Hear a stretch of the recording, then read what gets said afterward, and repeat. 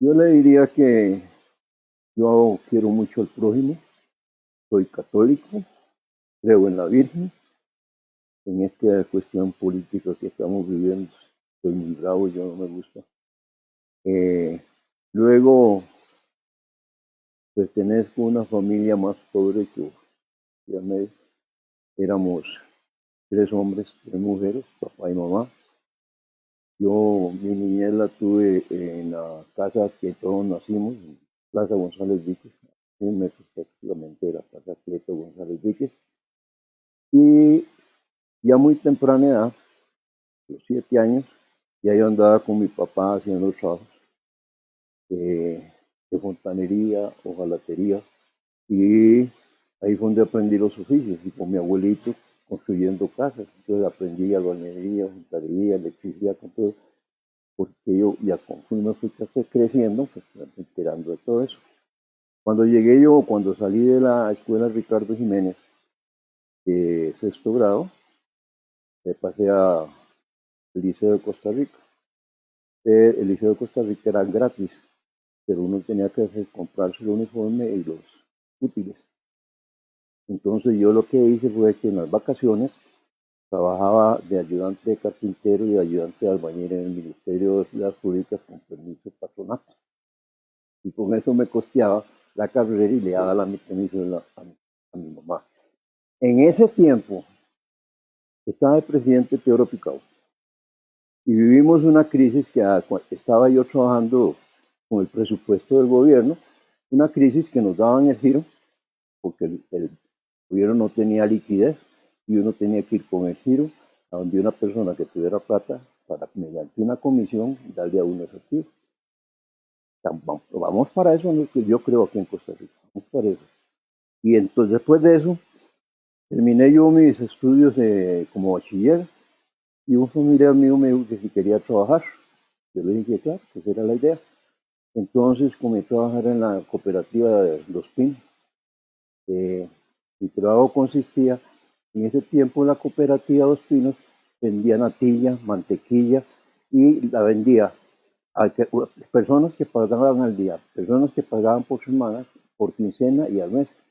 Entonces, cuando llegaba acá, habíamos 5 liquidadores. Cuando llegaban los choferes, después de haber ido a repartir, entonces nosotros hacíamos la liquidación para ver si todo está correcto, concordaba con lo que había registrado. Estando trabajando, que estoy ahí un año prácticamente otra vez, había una compañera mía que se arrimó y me dice, Miguel, ¿a vos te gustaría trabajar en un banco? Claro, le digo, ¿cómo no? No en un banco, a mí me gustaría trabajar en otro lado. Y entonces me dice, bueno, voy a hablar con don Rafael Cañas Álvarez, que era el tesorero del Banco de Costa Rica. Y me consiguió una entrevista con él. Hablé con don Rafael y me quedé trabajando en el Banco de Costa Rica como auxiliar de cajero. ¿Qué era auxiliar de cajero? Cuando llega un cliente a hacer depósitos, trae billetes y trae menudo. El cajero se deja los billetes y en una hojita pasa lo que es menudo para ver, y uno tiene que corroborar si está bueno. Entonces yo comencé haciendo bolsitas con menudo.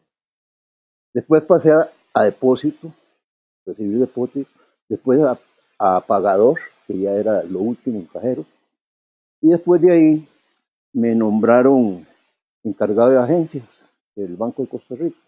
Entonces un día estaba en la Desamparados, otro en Paso Estudiantes, en Morazán, en Aranjuez, así, rotando, chequeando lo que pasaba ahí.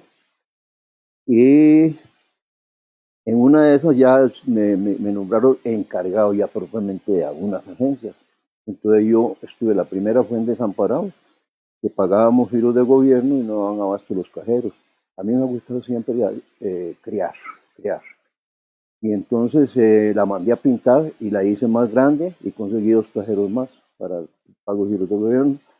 Después estuve en el Paso de Estudiantes, en Aranjuez y en Paso La Vaca.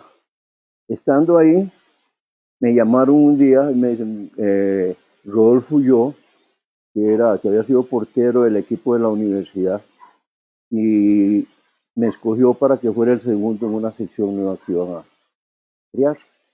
Y me llamó, y el gerente me llamó y me dijo que si aceptaba ese puesto, era su jefe. Ellos dos, él y yo, nada más. Me acuerdo que nos sentamos, nos quedamos viéndonos por dónde empezamos. ¿Por dónde empezamos? Así fue. Y bueno, la cuestión fue que comenzamos a trabajar y se nos dieron, después teníamos nosotros 15 empleados a cargo de nosotros. Yo tuve mucha suerte porque en los tiempos que fui cajero, que fui 10 años cajero, nunca tuve una diferencia. Nunca tuve una diferencia de cajas. Eh, pero a mí siempre me ha gustado, nadie me dijo a mí que estudiara, pero yo me metí a la universidad cuando ya estaba en Austin, que salí de bachiller, entonces ya me matriculé. Yo quería estudiar agronomía, pero agronomía el horario era de las 8 de la mañana a 4 de la tarde, era de día, y yo no podía porque tenía que trabajar para pagarme mis estudios. Entonces tuve que coger la único que había, ciencias económicas, que entraba a las 4:30 de la tarde. Y la caja se prestaba porque yo cerraba mi caja faltando un cuarto para las 4 o a las 4 lo más tarde, y las clases aquí en San Pedro comenzaban a las 4:30. Entonces, muy bien, me matriculé en la universidad. Ahora le voy a decir, gané el primer año completo, pero resulta que me seleccionaron cuando tenía 18 años con un juego de la preselección en El Salvador y salió un viaje a Cuba con la selección de Costa Rica y a mí me seleccionaron para ir a Cuba.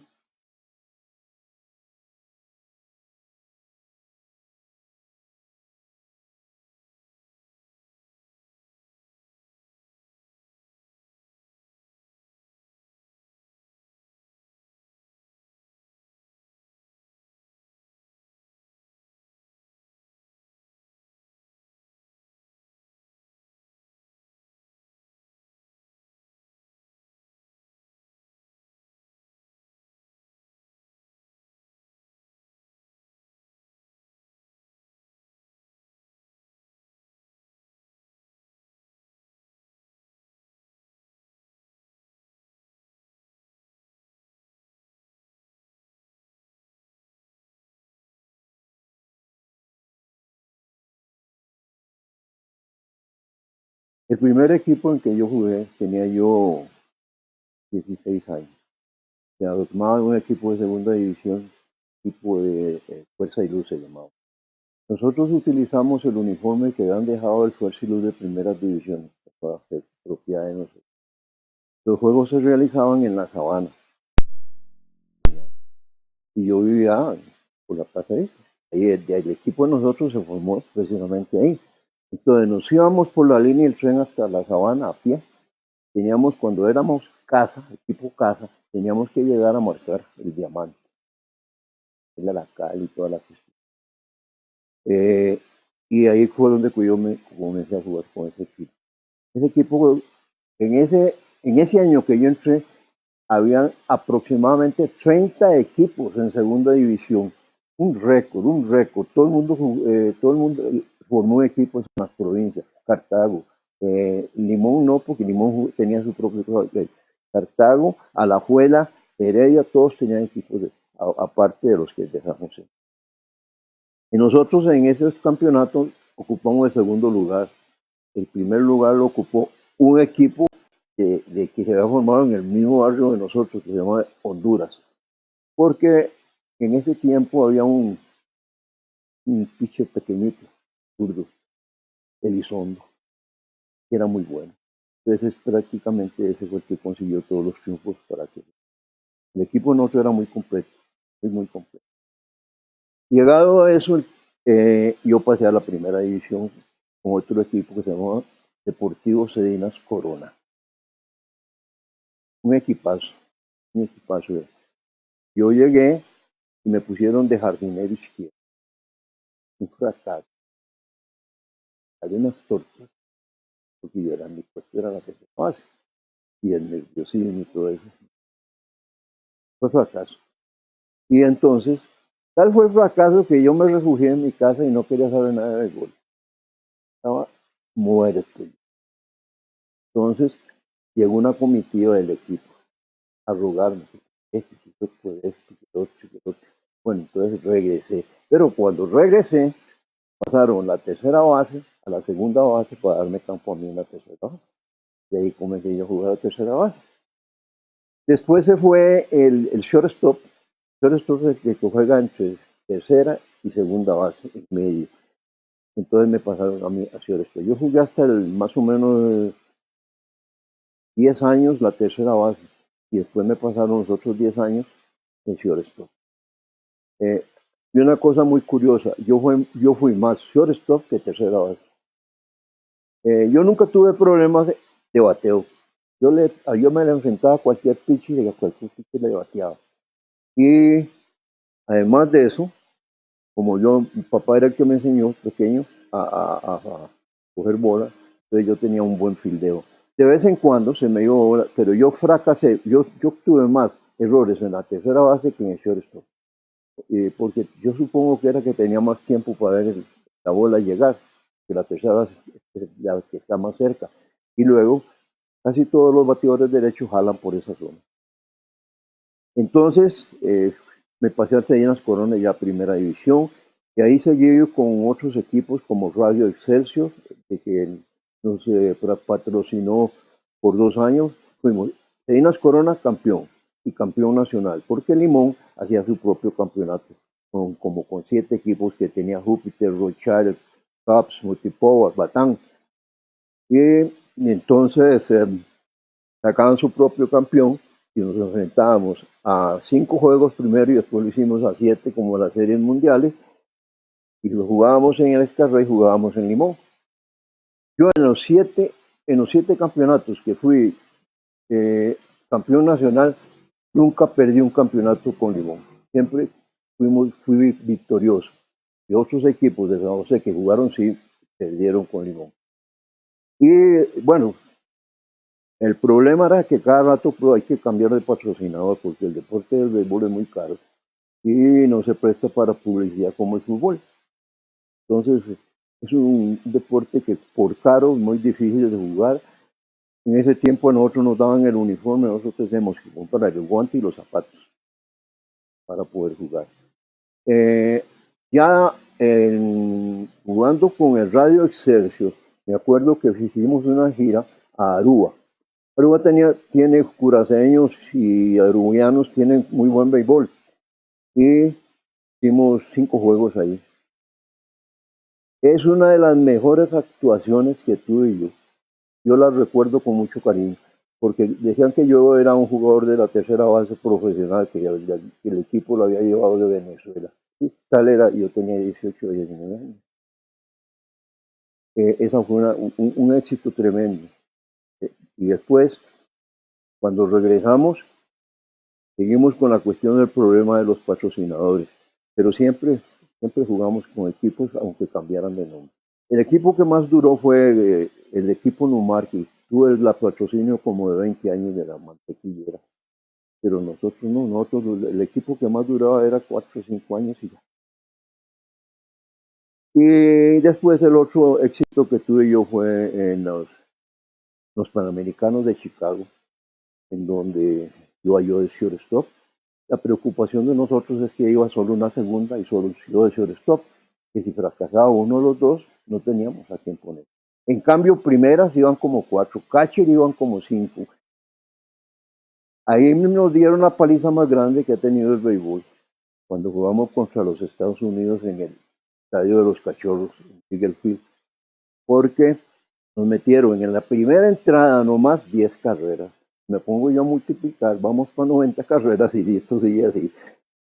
Pero hubo un factor que hasta que yo regresé aquí me di cuenta que era por qué habíamos fracasado. El lago Michigan tiene unos vientos tremendos sobre el Eagle Field. Entonces la bola se mueve mucho cuando hay batazos de aire. Entonces hay que acostumbrarse a eso, porque usted va a fildear la bola aquí y le cae atrás. Las zonas que sufrieron para que nosotros tuviéramos semejante derrota eran por primera el pitcher y el catcher. No podían agarrar una sola bola de aire, todas se les caían. Eso fue uno. Y lo otro, que nosotros nunca habíamos jugado con una modalidad que había cambiado. Los lanzadores antiguos hacían lo que llaman el wind-up para lanzar. O sea, y tiraban. Y nosotros llegamos a Estados Unidos y nos encontramos con que los americanos se paraban en el montículo y de una vez tiraban. Y nosotros nos quedábamos esperando el wind-up. Eso nos molestó mucho. Le cuento que el único hit lo pegué yo y llegué hasta la primera base, me robé la segunda y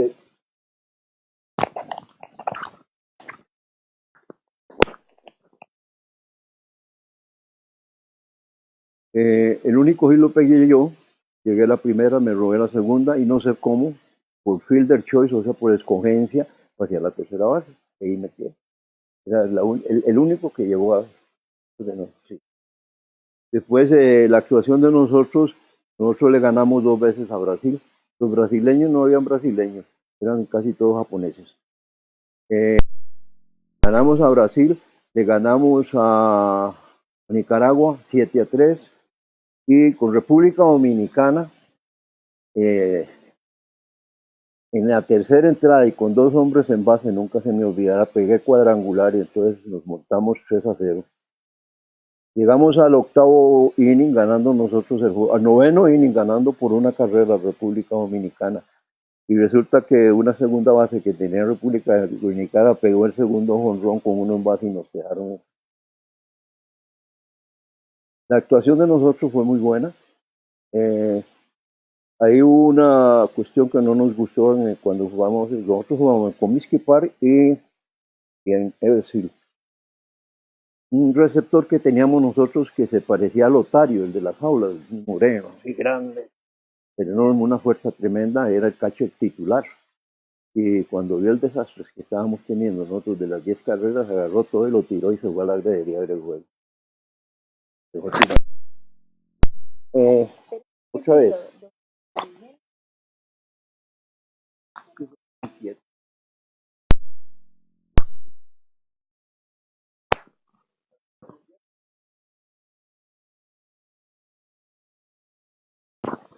No soy yo el que la toca.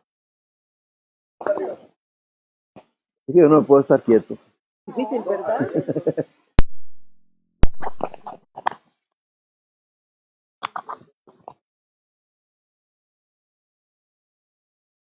En la selección de Costa Rica, yo viajé por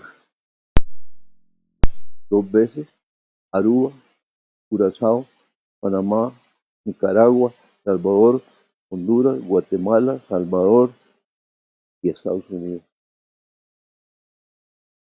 El problema era que nosotros, como deporte marginal que imagínense que nosotros con el uniforme que fuimos a Cuba, que era de pura franela, en aquel calor que hacía en Cuba, ese uniforme, yo fui a Cuba en el año 1952 y en el año 62, 10 años después, el campeonato que hicimos en Costa Rica, estamos todavía sufriendo una pobreza tremenda. Y mientras que a los futbolistas les daban 3, 4 uniformes, les daban viáticos, a nosotros no nos daban, era puro humor. Bueno, actuaciones, yo como jugador de béisbol, como era un buen bateador, yo me ponchaba muy poco. Yo podría haber ido a batear 100 veces y si acaso me ponchaban 10, 15 veces. Yo siempre ponía la bola en juego. Por eso era primer bate. Primer bate después de que se retiró el primer bate titular, que para mí es el mejor beisbolista que ha tenido Costa Rica. Se llamaba Alfonso Sugar Crawford de Limón. Qué jugadorazo. Ese era primer bate, era un buen bateador, era veloz, era jonronero y también le hacía toques de sorpresa. Y así es lo que se requiere en un primer bate. Bueno, yo reunía esas características también. Yo era bueno haciendo toques de sorpresa. En toques de sacrificio no me explico cómo los jugadores de las grandes ligas no saben hacer un toque de sacrificio, si es lo más lindo y lo más fácil que hay. Me pueden decir, es que los lanzadores, bueno, cada uno en su clase, ¿no? Pues tienen que son profesionales, tienen que aprender. Bueno, la cuestión es que por eso era yo primer bate, siempre con la selección. Los 20 años que fui, yo siempre fui el capitán de la selección, por una cosa muy curiosa, porque el entrenador, tengo que hablar de ese entrenador, don Ramón Méndez Díaz, que fue el que puso a conocer el béisbol internacionalmente, fue Uno que no le gustaba hablar dar las gracias, ni conversar en la televisión, le andaba huyendo a todo lo que era eso, ¿no? Entonces me encargaba a mí.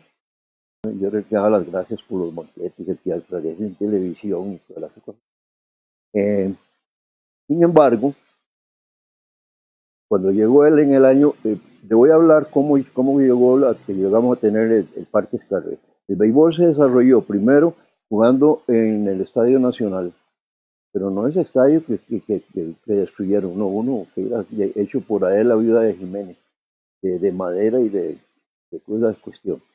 Luego en el parque enfrente de la fábrica de licores, o sea, prácticamente enfrente del edificio metálico, ahí se jugó béisbol, después en la Plaza González Víquez. Pero la Plaza González Víquez no se prestaba para el béisbol, porque tenía una sequía que la atravesaba. De Puerto Rico llegó en el año 1912 don Juan Estal, y que fue el que ya comenzó a dar conocimiento de realmente el béisbol, cómo debía jugarse. Organizó el béisbol de Costa Rica. Ese, junto con otras dos personas, se fue al gobierno y entonces entubaron esa sequía, que es la sequía de las áreas, esa sequía para poder nosotros hicieron el terreno. Y ahí comenzamos nosotros a jugar. En una inauguración que hubo en el año 1941, que le dedicaron a don Rafael Ángel Calderón Guardia el campeonato, él nos prometió un terreno para que hiciéramos nuestro propio estadio. Y en agosto de ese año mismo nos dio el terreno. Se contrató Evangelista Chavarría, sí, era que me llamaba como ciclista, el ingeniero, para que hiciera los movimientos de tierra. Y al primer entrenador extranjero, Manuel Cueto, cubano, se le encargó la cuestión de los cimientos y la gradería. Mentira, los drenajes. Y se comenzó el estadio, se hicieron unos cimientos y todo, ahí quedó, terminó. Después, estando en ese estado del estadio, llegó en 44 don Ramón Méndez y había una serie mundial en Caracas, la 7ª o 8ª serie mundial en Caracas, y entonces él tuvo que preparar una selección de Costa Rica para ir a Caracas, y fuimos a Caracas a participar. Ahí le ganamos solo a El Salvador, 7 carreras por 3. Y el que lanzó el juego fue mi tío, José Joaquín Piquín Macís, que era un tremendo jugador de béisbol. Entonces, le ganamos a Salvador y fue el primer jugador tico que obtuvo un juego ganado en las series amateur. Ese fue el primero. Luego se fue a Barranquilla y a otro lugar también de Colombia seguido.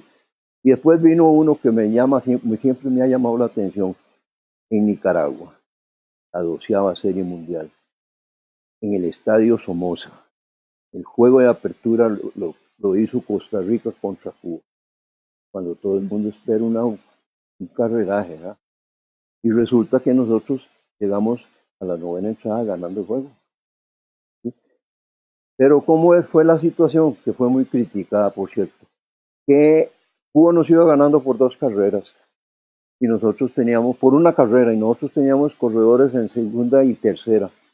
Y Teófilo Duncan, que era el pitcher que estaba dominando a los cubanos, que los tenía comiendo la mano, le tocaba batear. Y los pitchers son malos bateadores. Entonces el entrenador tuvo que meter un bateador emergente. Metió el bateador emergente, Alfonso Wilson, metió un doble, empujó las 2 carreras y nos fuimos nosotros con 1 carrera arriba. Ya.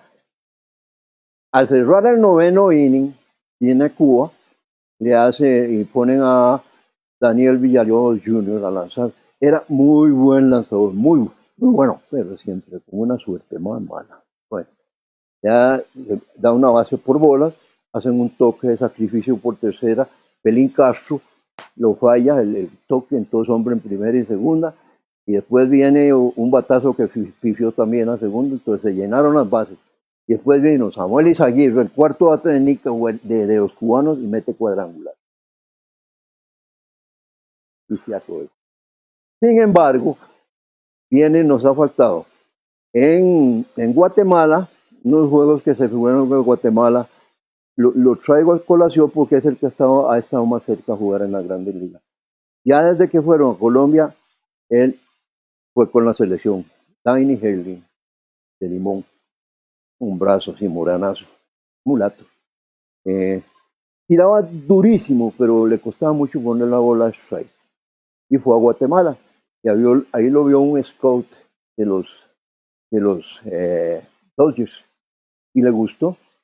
Y lo contrataron para jugar en las ligas menores de Estados Unidos. Ahí se quedó tamaño rato, pero nunca llegó a las grandes ligas. Estuvo a punto porque cuando estuvo con los Dodgers en la AAA, que el salto es ya a la Grande Liga, compartía el cuarto con Johnny Podres, un zurdo, y él era derecho. Y en ese tiempo necesitaban los Dodgers, estábamos en Brooklyn, necesitaba un pitcher, pero que fuera zurdo. Entonces se llevaron a Podres. Si hubiera sido un derecho, el primero hubiera sido Danny Henry. Ese jugador jugó después de profesional en México y en Nicaragua. Entonces, estaba en el Banco Costa Rica. En el año 1972, yo había hecho una solicitud al Banco Central. Entonces, del Banco Costa Rica pasé al Banco Central. Inclusive, no, ganaba un poquito más en el Banco Central. Y comencé a trabajar en el Banco Central. Comencé con puestos sencillos y simples hasta llegar a ser director de recursos humanos. No, primero se presentó un problema con que el Banco Central ya iba a llegar a la cuestión del presupuesto y no lo habían hecho. Entonces el gerente me llamó, me nombró jefe de la sección de análisis y planeamiento administrativo y a mí me tocó hacer el presupuesto de ese año.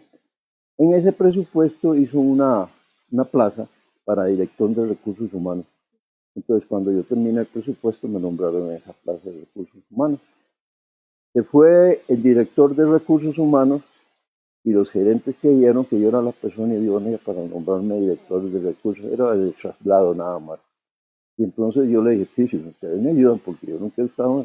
Bueno, y efectivamente me pasé a recursos humanos. Se fue a estudiar el jefe mío, que era el director de la división administrativa, se fue a sacar una maestría. Entonces pasé yo a director de la división administrativa. Estando en la dirección de administrativa, quedó vacante el asistente del auditor general de bancos. Pasé a ser el asistente yo. Y después de asistente de Rafael Ángel Díaz, me nombraron tesorero del Banco Central. Estaba en el año 1983. Pero como le digo, yo soy muy inquieto, a mí me gusta crear, a mí me gustan los retos, hacer romper. Hay un proyecto, bueno, yo quiero ser primero, déjenme primero. Pero eso sí, yo voy rompiendo, atrás que vayan cogiendo los detalles. Yo llegué a la tesorería, solo personajes habían ido tesoreros, de aquellos viejos de antes, ¿verdad? Con una imagen y de todo, con un respeto uno por ellos, porque eso existía, la disciplina, la responsabilidad y el respeto hacia las personas mayores, pero todos eran imágenes para uno respetuosas. Y resulta que solo tesoreros de esa clase, ¿verdad? Y llego yo. Y en lo que no habían hecho como en 50 años, hice yo en un año que estuve. Comencé a revolucionar la parte de la tesorería abajo porque no había campo para las monedas ni para los billetes, entonces comencé a mover unas murallas que habían separando las cuestiones de las monedas, los billetes y toda esa cosa. Y la parte de donde se incineraban billetes. Cuando yo llegué ahí, el billete más alto era el de 1000. Y cuando llegué, no dábamos abasto para quemar los billetes de 1000. Llegué a la gerencia y les dije que necesitábamos hacer un billete más grande. Me dice el gerente, bueno, mira, si querés compartir un problema con la junta directiva, allá vos. Yo estoy de acuerdo, pero allá vos. No hice caso a lo que me dijo la junta directiva me fui a donde don Roberto Sazo, que había sido profesor de estadística en la universidad y era el representante de Tomás de la Rúa, que nos hacía unos billetes muy buenos, muy bien hechos en Inglaterra, y le dije lo que quería. Yo quiero un billete en que no aparezca ningún expresidente, ningún monumento. Quiero un billete ecológico. Entonces, dije, bueno, pero mira, dame chance para mandar a traer a un funcionario de Tomás de la Rúa, Inglaterra, para que venga y vos le explicaste lo que querés. Efectivamente, llegó el muchacho y yo nunca había aceptado invitaciones de ninguna clase. La única invitación que acepté fue esa, en el Paseo Colón, un restaurante que había. Y me invitaron a almorzar para que le explicara yo lo que quería. Y ya me senté con ellos, con Roberto, con el que venía de Inglaterra y yo le dije, yo quiero esto, quiero un billete colombiano. Yo no quiero más monumentos, ni expresidente, ni figura. Y dice, bueno, pero si yo no tengo nada de aquí de Costa Rica, yo le doy un álbum que tiene el Banco Central, que lo utiliza cuando hace adquisiciones fuera de Costa Rica. Vamos a la Universal, vamos a la Lehman y compramos cuestiones de pajaritos y animales y esto, y que se lleve eso para Inglaterra. Y así hicimos, se fueron a, por ahí de julio, a mediados de año del 84, llegó el billete, una belleza, era más bonito que el que salió al final. Pero a la junta directiva no hizo ninguna pelea conmigo, sino que les pareció bien, pero que el billete tenía imágenes más parecidas a las cuestiones indígenas mexicanas de los aztecas que de Costa Rica. Entonces le pusieron las de Costa Rica en el billete. Y ahí yo me pensioné. Cuando salió ese billete, que yo me dejé unos billetes de 5 que los tiene mi hijo, en una vitrina, con el chunche que me mandó, un portafolio que me mandó Tomás de la Rúa, primer ejemplar. Y le decía esto porque después de eso me pensioné y comencé yo entonces a ver qué hacía.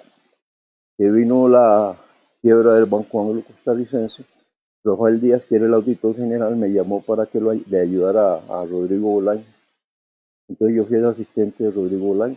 Yo fui el que tuvo que ver con todos los acuerdos que generó su jefe y que los mandó a la Junta Directiva y todas las respuestas de la Junta Directiva a esos acuerdos. Todo el archivo me voló yo, todo, de esos, para ver todo lo que ha pasado en el Banco Anglo, para intervenir. Sí, todo el proceso, todo. Nadie sabe más que yo de todo eso, porque yo tuve que recoger toda esa información. Me puso don Rodrigo Bolaño para estar al día. Y estando en el Banco Anglo, ahí estuve yo durante toda la intervención del Banco Anglo. Don Rodrigo Bolaños me tomó mucha confianza a mí y entonces un día me llamó aparte y me dijo, Miguel, necesito hacer una legalización en Heredia de una letra de cambio de $7,000, 7 millones de dólares, que era de un señor y que vive ahí. Y yo quiero, no le diga nada a nadie, ni el mismo chofer sabe qué es lo que lleva usted. Y va usted y va a la cuestión del tribunal y le enseña eso para legalizar la deuda. Y así fue. Y yo hice el Después, posteriormente, tenía un informe en español y entonces yo le conseguí una traductora y yo llevé ese informe porque iba para Nueva York a hablar de las cuestiones del Banco Anglo. Así es que yo me considero el confidente de él. A mí me tocó hacer todo el inventario de los cuadros, de las pinturas del Banco Anglo. Cuando nosotros intervinimos en el Banco Anglo, por lo menos yo y casi todos creíamos que lo que iban a hacer era cerrar las agencias que estaban dejando pérdidas y como que cortarlo y hacerlo más pequeño para nombrar la junta directiva para que volviera a echarnos. La sorpresa de nosotros fue cuando prácticamente llegaron, se reunieron, llamó el presidente Figueres y dijo, bueno, que había que cerrar el Banco Anglo.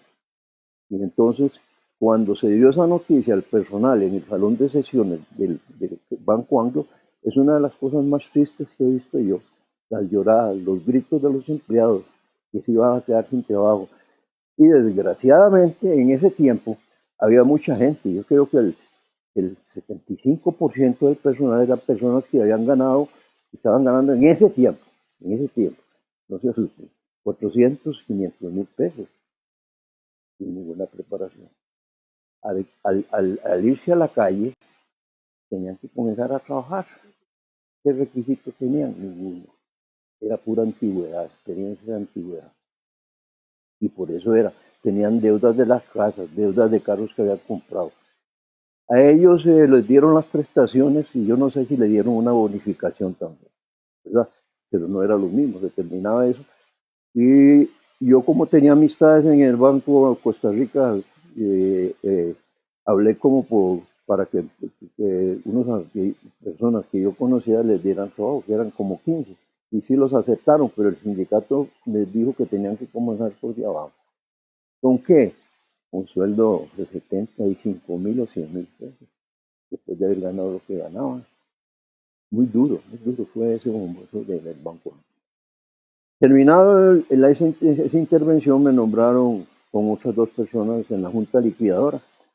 Ahí duramos un año liquidando lo que quedaba de las deudas que tenía que honrar el banco, porque de acuerdo con la ley el banco tiene que hacerle frente hasta el último 5. Y estuve un año. Y cuando ya me iba a salir de ahí, me contrataron junto con esas otras dos personas para escribir la historia del Banco Anglo, lo de la quiebra del Banco Anglo, en 2 volúmenes. Ahí tengo yo eso. Sí. Y se llevó otro ratillo. Cuando yo salí de ahí, ya me fui para la casa, tranquilo.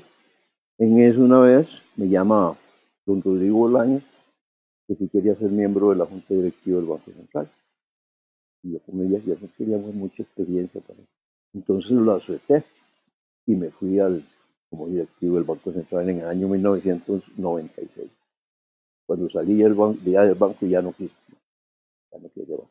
Seguí con mi béisbol y haciendo clínicas de béisbol, etcétera, etcétera.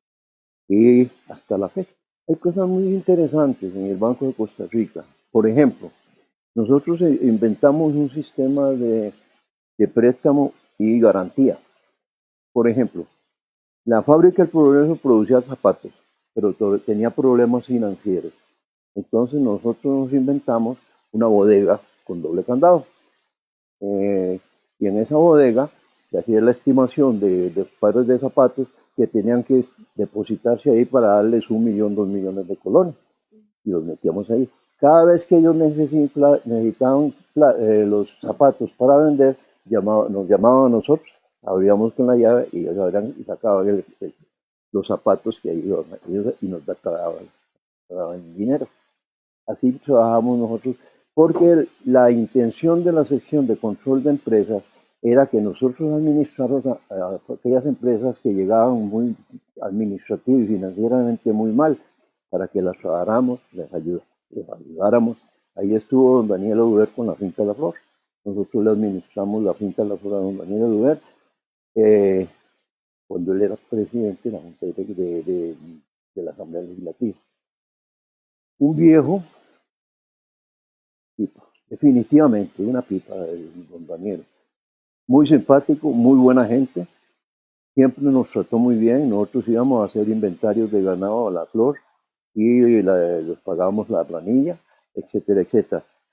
Y comenzó el boom de los financiamientos bananeros en el Banco de Costa Rica. El primero fue a la Compañía de Desarrollo de Santa Clara, que se financiaron 400 hectáreas. Pero de los préstamos en ese tiempo ahora suenan ridículos, pero en aquel tiempo no los podían ni pagar. Entonces, los financiamientos eran de 2, 3 millones, 4 millones de colones para la siembra del banano. Esa siembra del desarrollo de la compañía de Desarrollo Santa Clara la administró don Rodolfo Martín, que había sido empleado de la United Fruit Company, de gran experiencia. Entonces él fue el gerente que manejaba. ¿Sí? Después de eso, financiamos otra a don León Huesto, el papá del doctor Huesto, que se llamaba de la Vid. Esa era más pequeña, eran 300 hectáreas. Frutera Atlántica con 400 hectáreas. Un señor que tenía una finca llamada Santa María también. Bueno, la cuestión era que administramos, nosotros hacíamos auditoría. Nosotros íbamos allá, el banco tenía una agencia con un apartamento, entonces nosotros nos quedamos en ese apartamento una semana haciendo los estudios, a ver cómo andaba, porque había fracasado, el primer lanzamiento que hubo había fracasado, lo hicieron cerca de Limón, nunca se vieron las matas de plátano ni el dinero que se financió, todos se lo llevaron. Sí, entonces nosotros teníamos miedo que nos pasara eso. El problema con las bananeras fue que cuando presentaron el proyecto para que lo financiáramos, ellos no tenían ninguna experiencia en cuánto podía producir una hectárea de banano en cajas, traducido en cajas. Entonces ellos calcularon como gran cosa 12.000 cajas por año de una hectárea.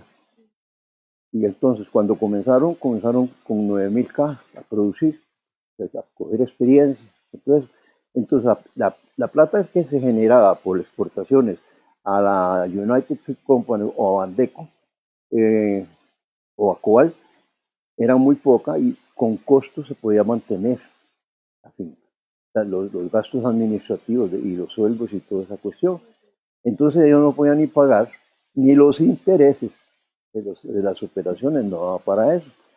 Inclusive cuando había un huracán y echaba a perder algunas hectáreas de banano, le teníamos que hacer un préstamo adicional para que volvieran a sembrar.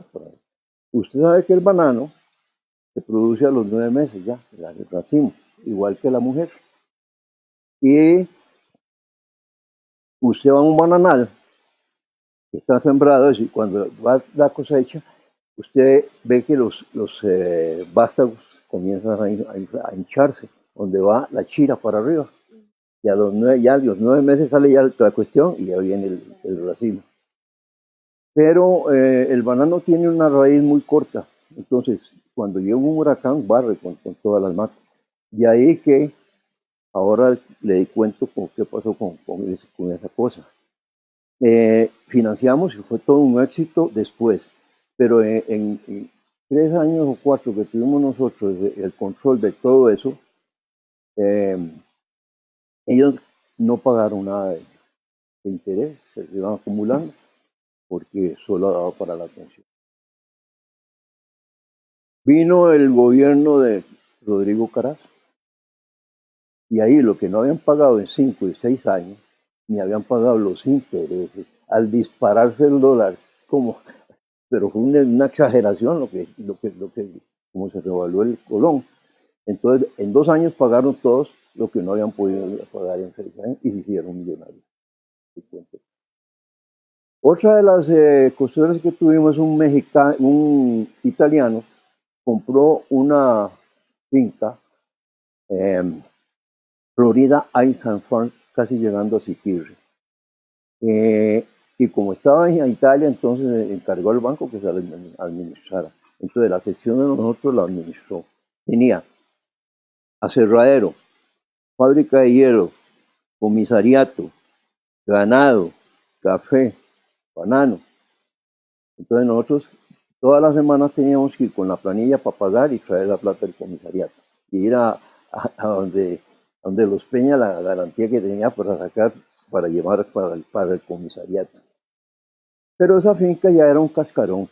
Los lindos lo dejaron en un cascarón. Ya. Y había una tubería que manejaba, hidráulica, que manejaba todo lo que eran las sierras del aserradero. Y tenía un desnivel para darle fuerza. A cada rato el tubo se reventaba y era una tragedia que yo volverlo a remendar. Bueno, eso fue, nosotros lo estábamos administrando, lo administramos. Nosotros nos íbamos, y como el tren a veces tenía problemas, entonces nos íbamos en jeep hasta Siquirre, y ahí cogíamos el tren de vuelta de Limón, o íbamos a una finca donde nos tenían caballos y íbamos a la finca.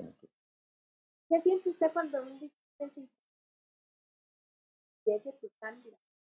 ¿sabes? Me siento muy orgulloso de haber sido tesorero del Banco Central y haber tenido esa experiencia.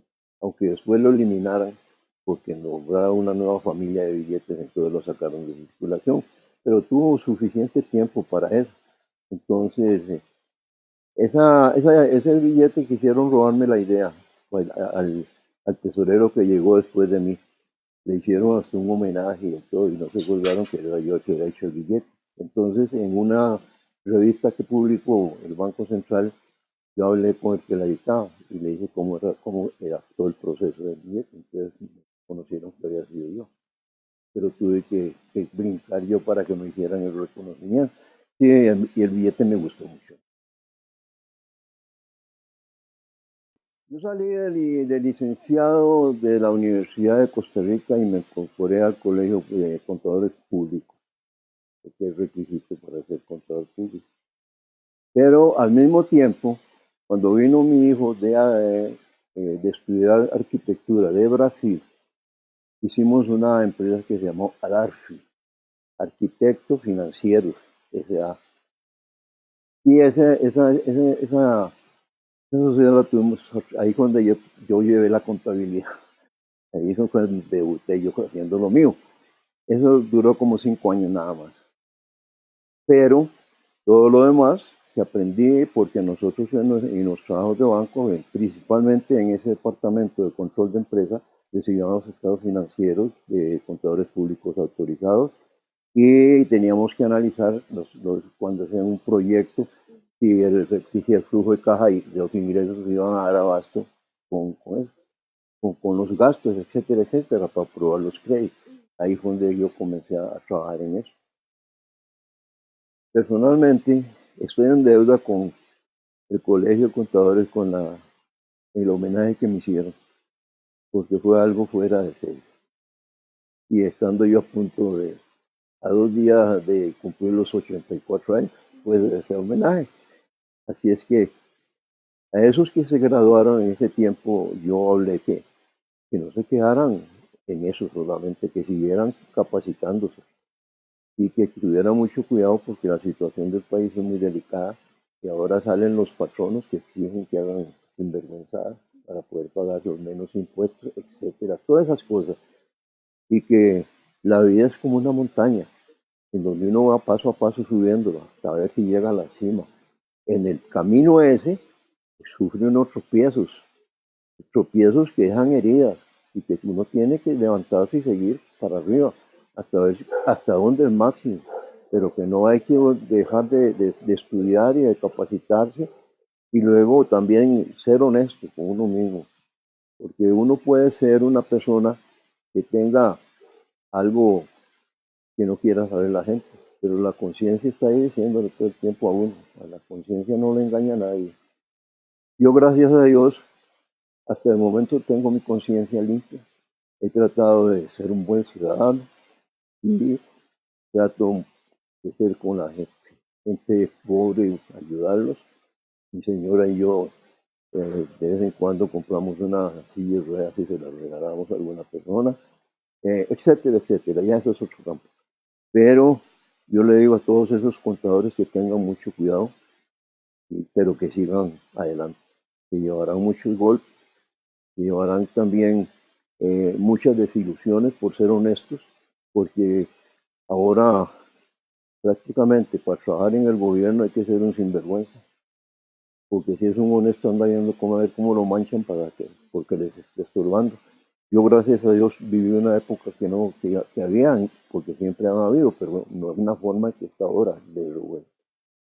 Así es que eso es lo que digo yo, tengan mucho cuidado en la profesión que van a llegar y que sigan superándose para que sigan siempre subiendo, pero honestamente, sin serrucharle el piso a nadie, sino por los méritos propios.